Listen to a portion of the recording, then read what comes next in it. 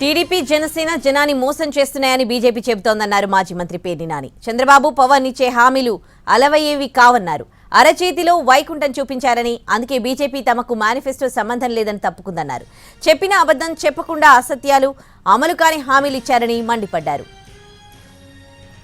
ఆంధ్ర రాష్ట్ర ప్రజలకి వాళ్ళ జీవితాలను మార్చేటువంటి గొప్ప మేనిఫెస్టో ఇస్తామని చెప్పని ఈ రోజు దాకా గొప్పలు చెప్పుకున్నటువంటి చంద్రబాబు నాయుడు, అలాగే పవన్ కళ్యాణ్, అట్లాగే భారతీయ జనతా పార్టీ ముగ్గురు కలిసి వాళ్ళ 12 దగ్గర నుంచి సాయంత్రం 1, 2, 3, 4 గంటలు గడుస్తున్నా కూడా వారి మేనిఫెస్టో బయటికి రాదు.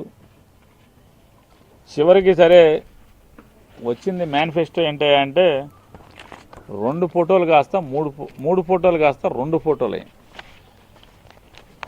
అంటే ఈ కూటమి సర్కస్లో ఒకసారి చూడండి. అంటే ప్రజలకు ఏదైతే వాగ్దానం చేస్తున్నారో, హామీలు ఇస్తున్నారో, ఆ హామీలకి ముగ్గురులో ఒక ఆయన సంతకం పెట్టే పరిస్థితి లేదు.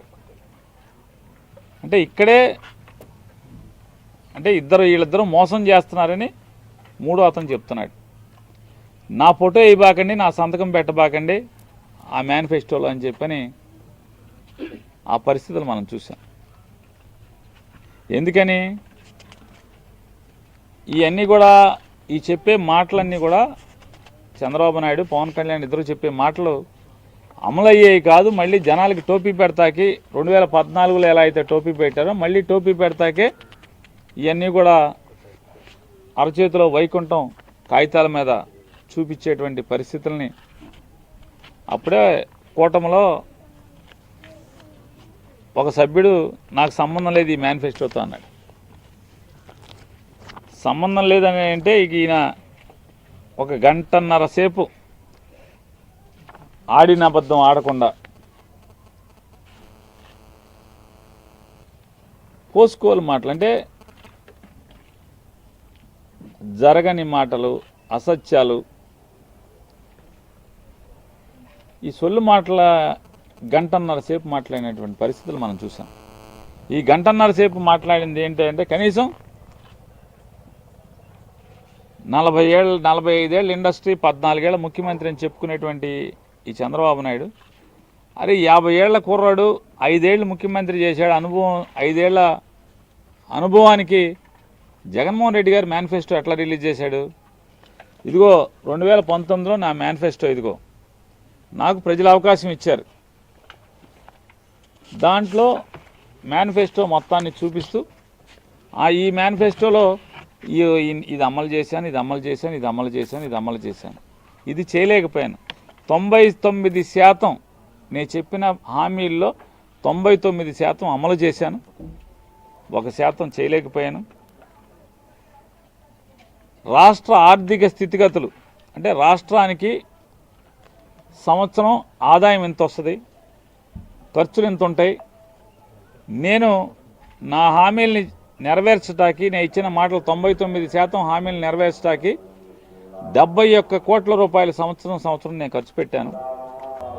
చంద్రబాబు నాయుడు గారు నిజంగా నిజాయితీ గలవాడైతే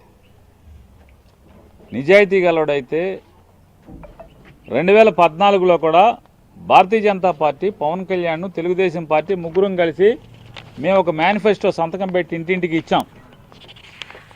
ఆ మేనిఫెస్టో ఇదిగో, దాంట్లో మేము ప్రజలకి ఈ హామీలు ఇచ్చాం. ఇల్లు లేని ప్రతి పేదవాడికి 3 సెంట్లు స్థలం ఇస్తామని చెప్పాం.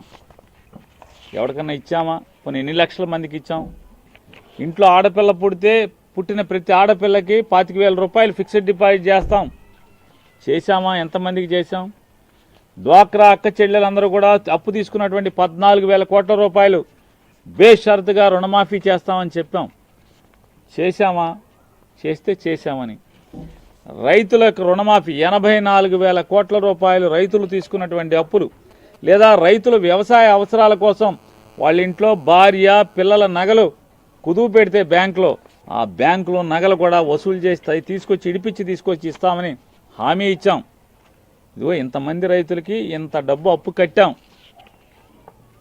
అని ఒక్క మాట అంటే ఒక్క మాట పాత మేనిఫెస్టో చూపించి, అదే ముగ్గురం మేము మళ్ళీ వస్తున్నాం, ఇన్ని హామీలు ఇచ్చాం, ఇన్ని నెరవేర్చాం, మళ్ళీ హామీలు ఇస్తున్నాం అని చెప్పని చెప్పేటువంటి సత్తా, చెప్పేటువంటి నిజాయితీ వచ్చి వాళ్ళు మాట్లాడినటువంటి ఇవన్నీ మనం చూసి ఆయన ఏమాత్రం ఏమైనా సరే, ఇదిగో 2014లో ఆయన చెప్తాడు, నేను పంచాయతీ రాజ్ వ్యవస్థని ఉద్ధరిస్తాను అని చెప్పి మాట్లాడాడు. 2014 నుంచి 19 దాకా పంచాయతీ రాజ్ వ్యవస్థని సర్వనాశనం చేసింది ఎవరు? సర్పంచ్ కానీ పాలకవర్గం ఉండగా ఆ పాలకవర్గానికి సంబంధం లేకుండా జన్మభూమి కమిటీలు ఏర్పాటు చేసి ఏ పథకం ప్రజలకు కావాలన్నా జన్మభూమి కమిటీ టిక్కు పెడితే మాత్రమే, వాళ్ళకి టిక్కు పెట్టిన వాళ్ళకి మాత్రమే ఆ పథకం లభించేలాగా సర్వనాశనం చేసింది పంచాయతీలను ఎవరు?